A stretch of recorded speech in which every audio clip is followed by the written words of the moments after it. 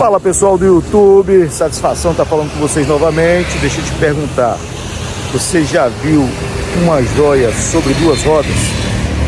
Então fica comigo até o final que eu vou te mostrar um. Eu sou o Cláudio, você está no PVH On The Road.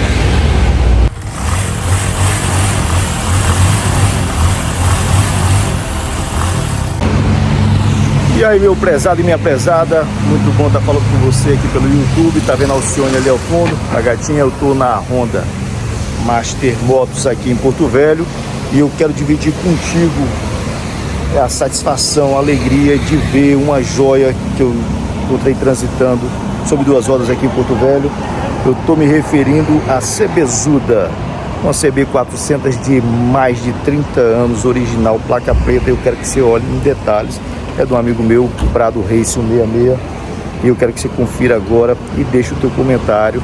Já fala o que você achou da máquina, deixa teu like, compartilha também, se não é inscrito se inscreve e vamos apreciar essa belezura. A gente vai mostrar ela em detalhes aqui no rodão, prosear com o dono e depois dar uma volta nela, pra você conferir tudinho.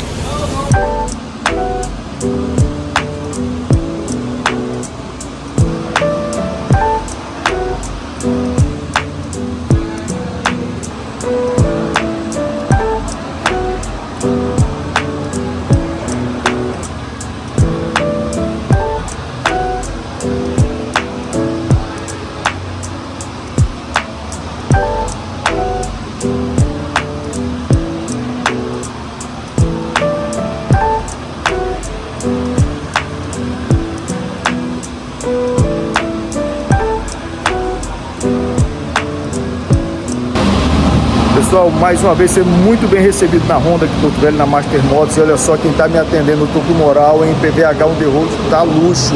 Isso aqui é a Carol, diretora geral do grupo Master Motos, Honda aqui em Rondônia. Dá um oi pro PVH On The Road, Carol. Pessoal, tudo bem? Carol, tu já tinha visto, isso aqui a Carol é uma menina, né? Vocês viram aí. Essa moto tem idade para ser mãe dela. Já tinha visto uma dessa aqui em Porto Velho? Já, pior que já. Já? Conhece muito, é motociclista assim. Eu sou. Desde pequenininha. Anda de África Twin, percorre a Amazônia toda, anda muito mais do que eu. Até pergunto falar dela. Obrigado por você dar o espaço, Nada, querida. fica à vontade. Master sempre muito parceiro. Bem-vindo. Valeu.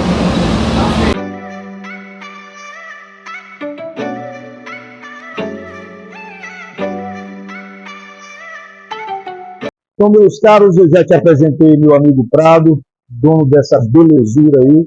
E ele, cara, simpatia de pessoa que é, ficou à disposição para a gente falar um pouquinho sobre essa máquina. Prado, meu irmão, bom dia. Satisfação falar contigo.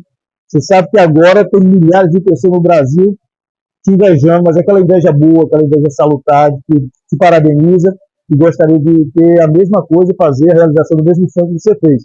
Eu queria que você falasse para o pessoal do PVH On The Road agora um pouquinho sobre a moto.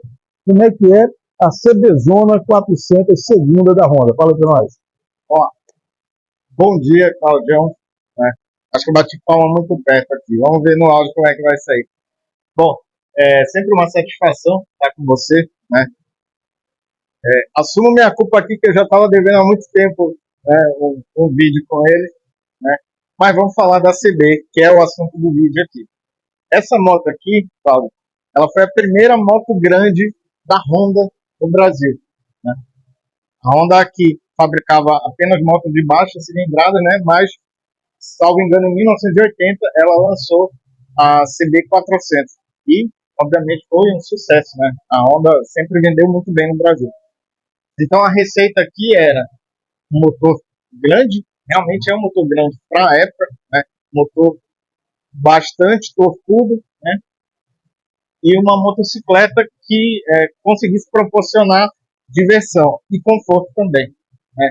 Essa é mais ou menos a proposta. Né? Isso aqui é uma moto que seguia a tendência da época. Né?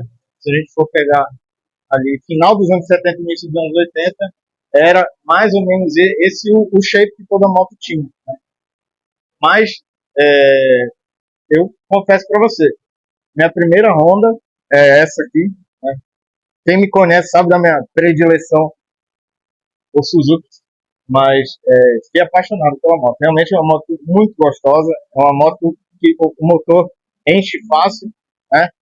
Não é uma moto de grande velocidade, né? É uma moto de 1982, pessoal. Mas é uma moto muito gostosa, tanto para andar na cidade quanto para andar na estrada. 400 cilindradas, 1,82, zero ABS, zero eletrônica, era pro cara purista mesmo, ele entende de moto, né? O cara não vai, hoje em dia, com essa tecnologia, todo cara que anda na moto dessa assusta um pouquinho, né? Exatamente. Eu vou fazer um paralelo em termos de desempenho, né? Em termos de aceleração, eu creio que essa moto aqui acelera muito próximo da R3. A R3 talvez desenvolva um pouco mais rápido. Mas uma coisa que a gente não pode negligenciar, né, e é isso que você está falando, é a potência do motor. Né? Esse motor é bem torcudo, tem bastante potência. Se você abusar, né, a moto pode te derrubar, sem dúvida. E aqui, não tem o ABS. O ABS é aqui. Né? Então, realmente... Tem muita gente que está nos assistindo agora que tem aquela memória afetiva com essa moto. Eu, particularmente, eu tenho uma memória com essa moto, que eu te falei no início, que tem um tio que fez um negócio, uma vez ele recebeu uma moto dessa, e a gente ficava ali brincando de aprender, e onde você chegava no motorzão desse aí, roubava a cena mesmo. Era uma coisa, um barulho é muito impactante, né? 2 cilindros, duas saídas de escape, mas um barulho bem característico, e esse cheiro, pena que você não pode estar percebendo aí, esse cheiro da gasolina que sai, que hoje você não tem mais isso, né? Zero cheiro. Mas isso remonta lá no final da década de 80, e eu comecei a se divertia e achava bonita essa máquina, né? E ela é placa preta, uma das poucas, é que eu não conheço outra, o Prado conhece, já me falou de algumas, mas eu não conheço outra moto de placa preta aqui em Porto Velho, e ele acabou de fazer esse emplacamento, então ele é oficialmente agora colecionador, não é isso? Muito burocrático, cara. Exatamente. O processo não tem muita complicação, né? Obviamente você tem que procurar um vistoriador. Aqui no estado de Rondônia, quem faz isso é o Mantovani, da Mantovani Garagem. Abraço, Mantovani. Abraço, presidente. Traz aí essas coisas antigas para a gente mostrar aqui no TVH, o The Road, que muita gente gosta. Vamos trazer mais coisas. Então, assim, você faz o processo com ele, né? Obviamente, esse processo, o resultado disso é um certificado de originalidade, né, do veículo, e para que o veículo seja elegível a ter a placa preta, ele precisa alcançar uma régua de pontuação, né, no que diz respeito à originalidade. São 80%, pelo menos 80% de originalidade que o veículo tem que ter. Né? E uma vez que você coloca a placa preta, uma vez que você obtém esse certificado, né, você não pode modificar mais o veículo. Né? E uma modificação exigiria uma nova certificação. Mas não tem complicação nenhuma, é muito tranquilo de fazer. Né? Obviamente, o veículo tem que ter 30 anos, né? Abaixo de 30 anos não tem como você conseguir. Só para nós dois aqui, ninguém fique sabendo. Precisa ser rico para ter uma moto placa preta? Não, eu sou pobre. É modesto. Eu sou pobre. Assim, Não é muito oneroso, não. Não é oneroso. Não é. Assim, você não pode esperar que ela faça um consumo de uma CG. Não, eu falo nem a parte de comprar e de adquirir, eu falo a burocracia, a documentação. Não. Assim, não é barato, assim, a gente não tem algo com que a gente pudesse comparar. Mas, assim, fica em torno do preço de um documento anual, por exemplo. E aí não paga mais IPVA. Nossa legislação, pelo menos diz, passou de 15 anos não paga IPVA, então você vai ter que procurar um vistoriador que tenha a possibilidade, seja certificado pelo serviço, paga ali uma taxa de em torno de R$850 para o vistoriador, e as taxas de Detran, que são as taxas de transferência normais, não é isso? Sim, exatamente. Então, não precisa ser milionário, basta ser rico, que nem o Prado, e aí você está mais tranquilo, né? Agora, para adquirir, aí é outra história, né? Não, para adquirir, realmente, dependendo do veículo, o mercado de veículos antigos, seja moto, seja de carro, né? Ele basicamente ele gira em torno da relevância daquele veículo, né? Numa determinada época, ou durante o tempo, né? Durante os anos. No caso da CB400, realmente, é uma moto que é um marco na indústria motociclista brasileira. É a primeira moto grande do Brasil, não só da Honda, é a primeira moto grande nacional, a gente pode dizer. Essa aqui, vamos lá, até 1982, elas eram importadas do Japão. Inclusive, ela tem escrito no motor aqui, Made in Japan. Mas, de 83 em diante, a Honda nacionalizou. Mas, assim, A gente pode dizer que essa moto é um divisor de águas na indústria brasileira. A gente teve outras motos também que tiveram grande relevância no mercado, né? E, obviamente, todos esses veículos que, de alguma forma, tiveram grande relevância, eles têm um valor maior. Então, resumindo, que é respondendo a sua pergunta, você pode ter uma moto antiga que não custe caro, dependendo da produção dela. Se for muito produzida, se for muito O popular. mercado não despeja, né? E tudo isso Agora, uma influencia. moto cuja produção foi menor ou que tenha causado grande impacto, obviamente, o valor dela vai ser maior. Deve ter muito cara aí que tá andando com uma moto que é antiga, mas ele tá pensando que é só uma moto velha, né? Com mais de 30 anos. Exatamente, ele pode ter um tesouro na mão E não está sabendo. não O que eu coloquei a chamada é uma joia sobre duas rodas. E está aqui a máquina do meu amigo Prado. A gente parabeniza muito ele pela aquisição. Ele é um colecionador, né? Tem os carros antigos, tem moto que é a Suzuki, que ele anda muito na Suzuki. Então, é um cara que está sempre aí movimentando o mercado de antigos e de motocicleta aqui em Porto Velho. Mas já puxou o saco do homem, a pergunta que não quer calar. Eu fico meio encabulado, mas você é meu amigo, eu tenho que perguntar. Vai deixar eu dar uma volta na moto? lógico. Eu vou deixar Essa pressão está gravado, né? Tem uns 3 ou 4 pouquinho aqui. de ciúme, mas assim, obviamente, eu confio, né, em você como motociclista. A gente já se conhece, já tem um bom tempo, né? Obviamente, não é o tipo de veículo que se empresta para qualquer pessoa. Claudião certamente é exímio piloto, né? Não tenho preocupação nenhuma de deixar a moto. Agora redobrou a responsabilidade, nós vamos andar aí a 20 por hora para Eu não vou decepcionar. deixar aumentar um pouco mais a É responsabilidade. por aí. Essa moto aqui, ó, cabe ressaltar, ela passou com 93 pontos de originalidade. 93% de originalidade. Então, assim, é realmente uma nota bem alta, assim. Não conheço muitas, né, que tenham alcançado essa nota. A gente tem algumas outras motos, não CB400, mas a gente tem algumas motos com placa preta. Tem uma 7 Gala, se não me engano tem uma RD também. Motos lindas, lindas, lindas. 3, uma cidade com 500 mil habitantes, sabe lá Deus quantos rodando, e ele está falando de 3. Então você vê que é um universo muito exclusivo. E parabéns para os 3 proprietários e o meu amigo Prado. Olha só, pessoal. Caramba! Ó, vou ter que filmar esse detalhe, meu irmão. Manual, que é mais que Livreto de garantia. Caramba, manual, livreto de garantia. Chave em reserva. Caramba, rapaz, é por isso que está com 93% de originalidade. A nota fiscal. Estamos com um entusiasta aqui, nosso amigo também, vou mostrar ele para vocês aqui. Conhece muito de moto também. Nota fiscal, tem carta de quitação, tem contrato de financiamento. É um filho, não uma filhinha que ele acabou. Tem nome a criança? Não tem. Tem que batizar. O único essa batizar é que você não tem. pega carinho, depois não quer se desfazer para. É daquele jeito. Essa aqui eu não posso me apegar. Não pode ser pegar. É isso aí. Bom, o homem já me deu até a chave, agora chega de conversa, valeu muito o papo, muito obrigado, Master Motos, a pessoa da Carol, 100%, que sempre me dando espaço para a gente, coloca as máquinas aqui para a gente fazer o rolê, fazer o test drive e mostrar para vocês. E agora, vamos rodar, você vai ver uma CB400 segundo, japonesa, sem importação no Brasil, a época de 82, vamos colocar ela para rodar aqui em Porto Velho. Bora lá. E vale ressaltar, se você quiser comprar sua moto, vem na Master Moto aqui. Procura o pessoal que você vai ser muito bem atendido. Excelente propagandista, o homem do Mechan. Carol, olha aí, ó. Fazer uma percentagem Chama, do Carol. resultado. Valeu, bora lá. Hora de cumprir as promessas. Meu amigo Prado confiou essa bela máquina aí na minha mão.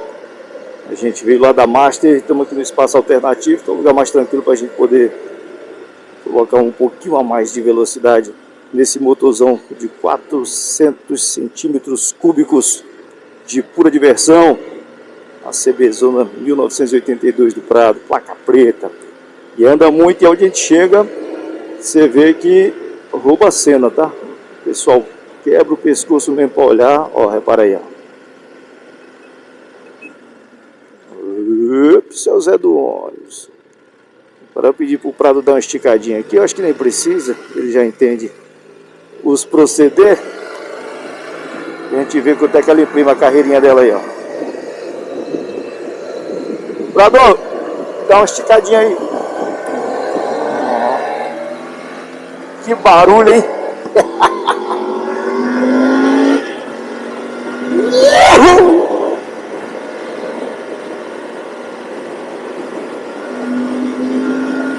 Nossa!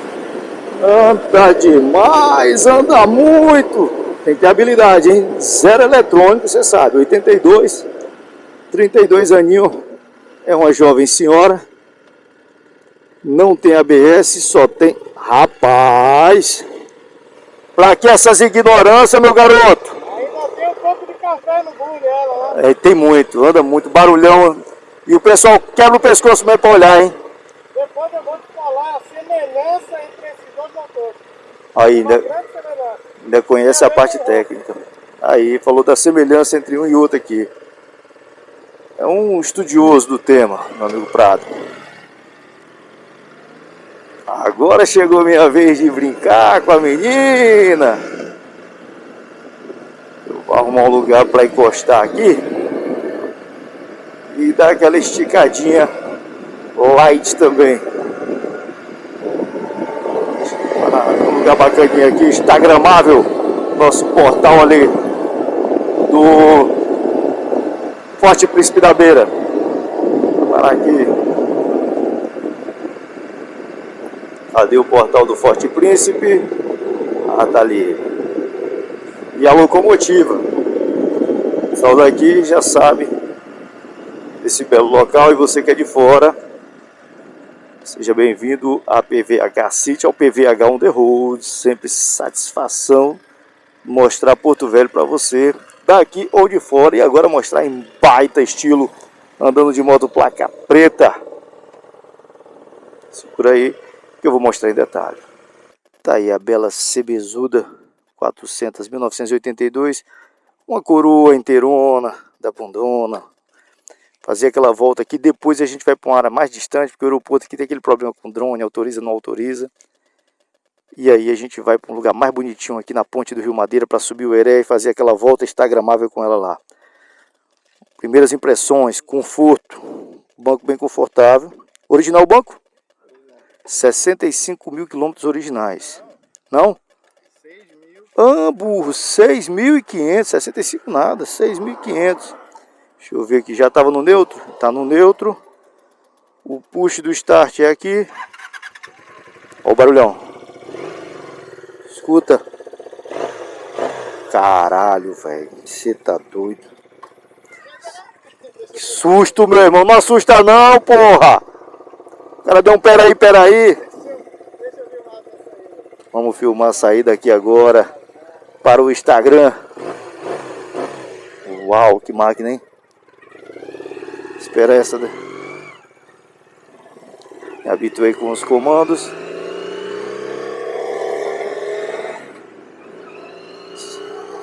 Um carro colado aqui. Tem uma manhãzinha, tá? Não é aquelas eletrônicas não. Duplo carburador. Você tem que saber o momento certo de acelerar, etc e tal.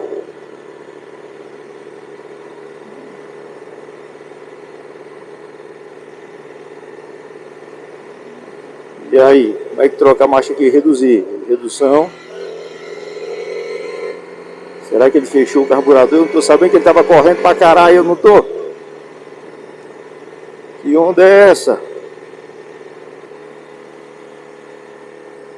Você vê que é bem mais duro. Esses nossos são tudo, não tem nem cabo, né? Eletrônico. Testar o freio na saída, né, garoto? O Prado faz a curva aqui assim, jogando o joelho pra dentro e tal.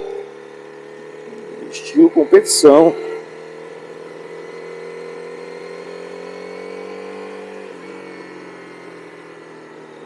E não tem negócio de marcador de marcha não. Ou tu lembra, ou tu fica testando aqui. 32 anos, uma coroa enxuta. Aquelas coroas turbinadas, etc e tal.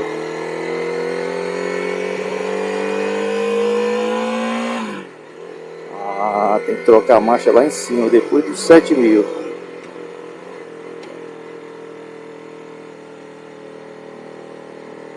Fazendo curva na moto dessa 40 por hora, tô muito lerdo.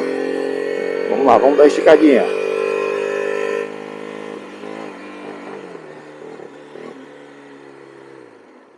Ixi. Ixi. O que foi que houve?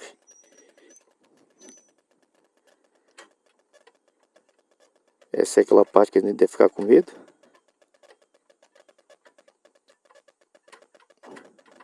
Cadê? Onde é que acha o neutro aqui? Socorro, Prado. Acendeu luz de óleo. Essa acendeu luz de óleo, melhor não insistir, hein?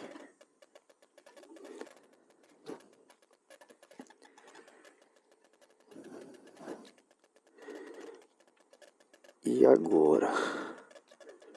Deixa eu ligar pro meu amigo Prado. Momentos de tensão. Rapaz, o filho de uma égua me deu um trote. Tem um negócio aqui da torneira aqui, ó. Pra passar o petróleo, porra. O bicho fez de zoeira, hein? Porra, o cara me deu um susto do caramba aqui, meu irmão. Faz isso não, Prado. Ah, agora tá mais viva a moto. Pô, não tava passando combustível. E o homem não me falou nada, pô.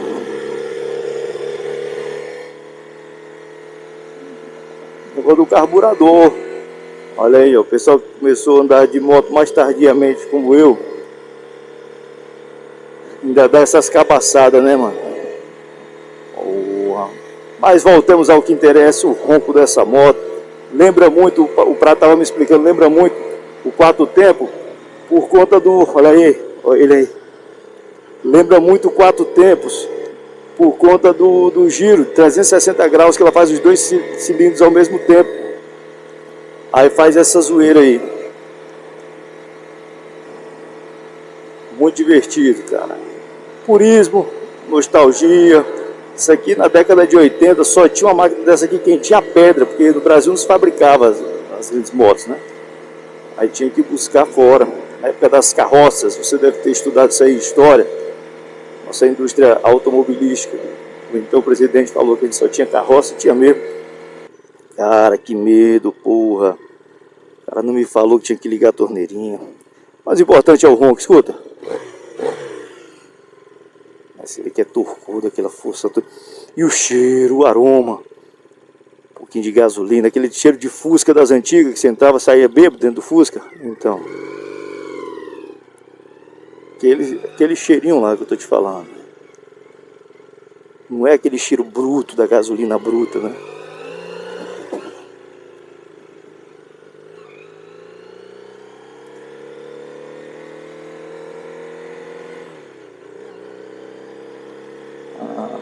Rapaz, o cara, quem conhece a moto conhece, né? O Prado tava dando um show aqui nela. E eu não tô conseguindo fazer render. Ainda não passei dos 50. Tô trocando a marcha de forma precoce. Perdoa nós, gente. Poxa.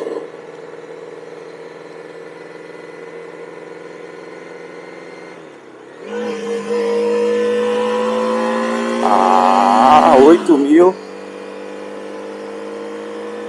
Ah, agora comecei a entender. E é hora de terminar a brincadeira.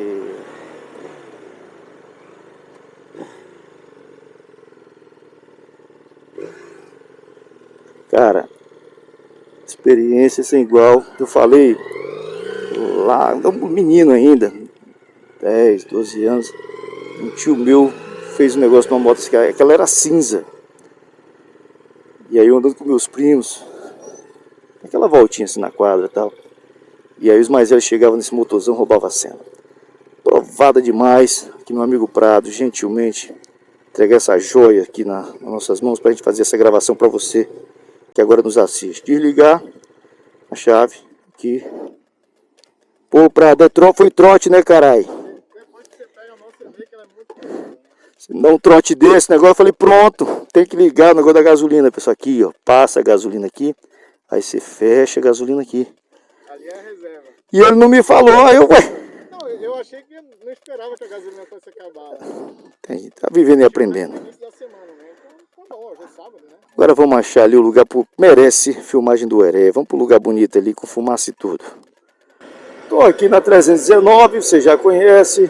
Já falei dessa fumaça aqui pra você. Por que que eu vim? Eu quero fazer uma imagem instagramável. Olha a fumaça fazendo efeito.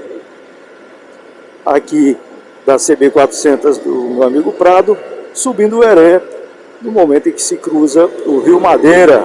Entendeu aí? O roteiro, o enredo da felicidade. Se bem que eu dei uma quedazinha no Heré ainda agorinha ali, perto do aeroporto, e enfim, não estava querendo dar contato não. Mas agora ele já deve ter refletido um pouquinho, descansado, e eu vou já te dizer se funcionou ou não. Bom, se você viu na introdução imagens aéreas, é porque ele funcionou. Se não, é porque ele não funcionou, e eu volto a te dizer daqui a pouco. Você tá vendo ali a CBzona, e olha a fumaça aqui também. Tem um miserável tocando fogo bem ali, olha lá. Filho de uma régua.